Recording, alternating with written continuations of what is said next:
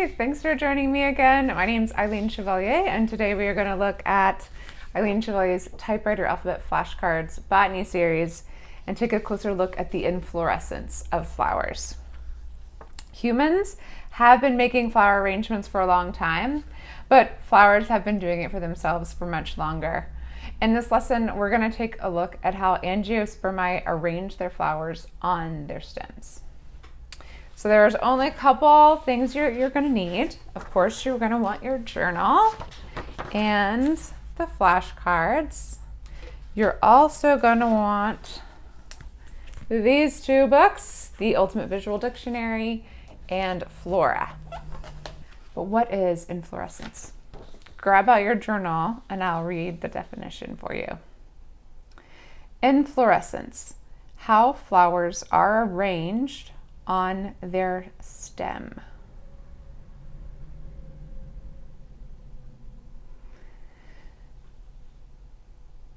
It seems like there's just one way, right? If you haven't really looked at a bunch of different ways, then you might just think, oh yeah, there's a stem and then there's just a flower on there. But a lot of times when we look at a flower arrangement, we're only looking at a small piece of the actual stem. So we're going to take a step back and look at the entire flower today and see how they are arranged. Also, in your flashcards, go ahead and get out the E and the S for today. Echinacea and Sunflower, and they have a really interesting relationship. Not only are they both part of our edibles, sunflower seeds and echinacea you can make into teas, but they also have the same inflorescence type, and it's a pretty tricky one.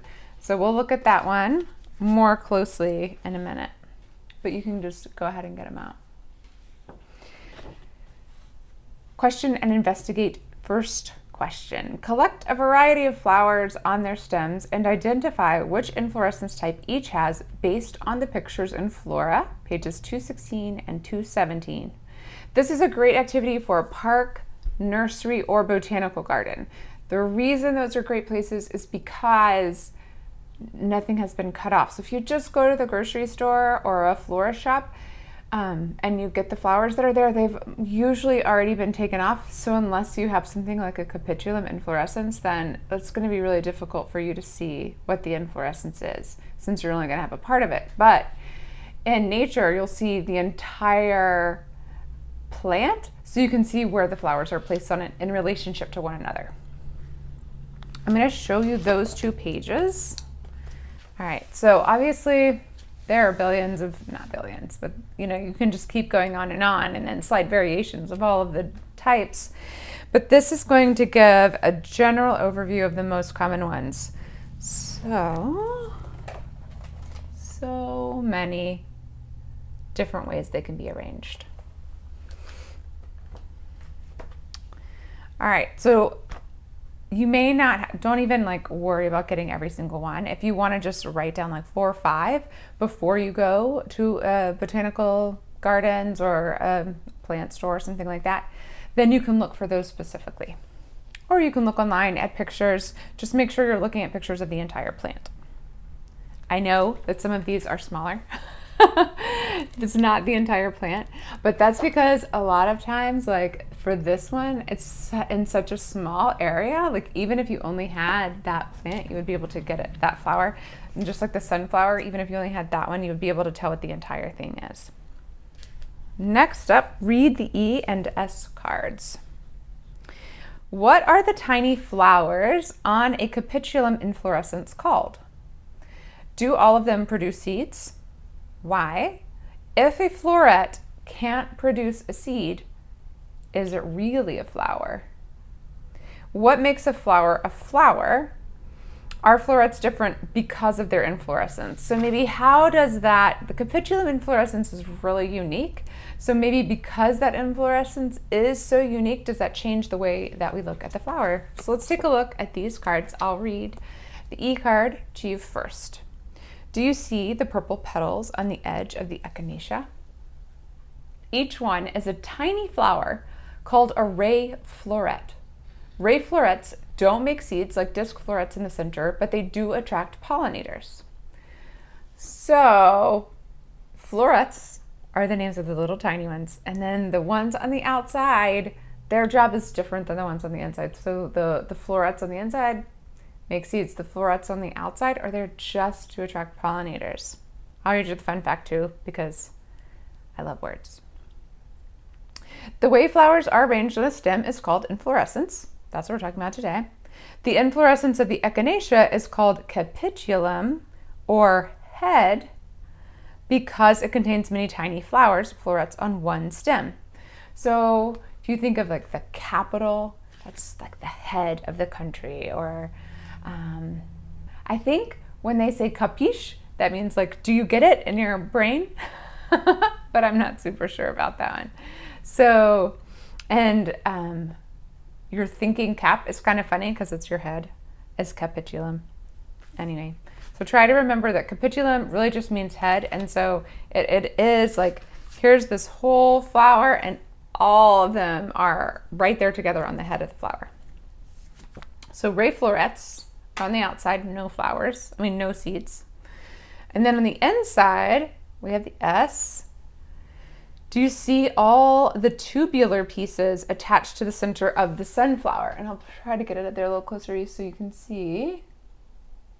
Each one is a tiny flower called a disc floret that will create a single sunflower seed.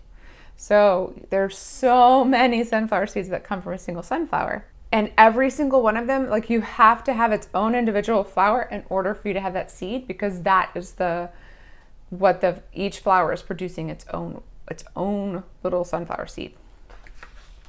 If it were just one flower, you'd only have one sunflower seed.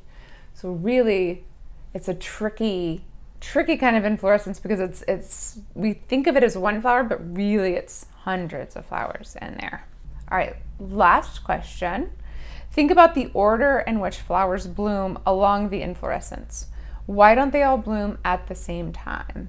So let's look at a different, it's a little harder to see on these, although you can see in the echinacea. So if you look at the echinacea, look on the outside, those are much more developed, and then the tiny ones inside haven't developed yet. As they develop, they'll get really big, like the inside part, everything will go into a cone. So it's called a cone flower often because it forms that domed shape as the flowers develop, the seeds develop inside of there. I did a video on echinacea, so if you want to see that development and the progression of blooms, then go ahead and look at that dissection video. But why does it do that? Like, why don't they all just bloom at the same time? Well, it's really important to think about, like, how long of a time would they have, and then that relationship with the pollinators. So if you've attracted a pollinator, it takes a certain amount of time for a plant to attract pollinators. The bees or whatever it is that's going to pollinate it need to find out that the plant is there and that it has nectar and that they want it. And so then they go, and then once they know where it is, they can come back to it again the next day and again the next day. And so if there's always something new that's blooming, then that pollinator keeps coming back. And so the plant has a much better chance of getting pollinated. If everything pollinated only on one day, the pollinator would have to be there that one day. And it would have to be able to pollinate every single one of the flowers, which it may or may not do. If you've ever watched butterflies and bees on flowers, they kind of tend to float around and check different things out. All right, so let's think about the journal activities. The first one I'm actually going to ask you to do is coloring sheets. So if you can print off coloring sheets, that's great. If not, just use your cards. So let's get those out and look at them really quickly so you can understand what I'm asking you to do. All right, so these two plants definitely have a relationship with one another.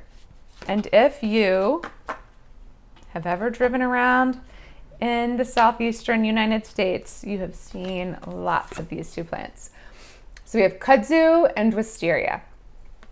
So Wisteria, I think everyone kind of knows, like, all the purple blossoms of the wisteria.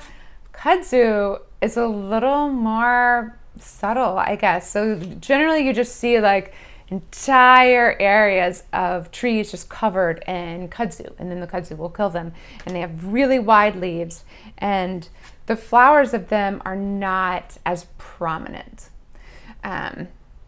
So I happened upon this one day across from my husband's work. I was picking him up and I brought it into the car. I was so excited because I'd needed a K, and it just smells like fake grape Kool-Aid, which is the craziest thing.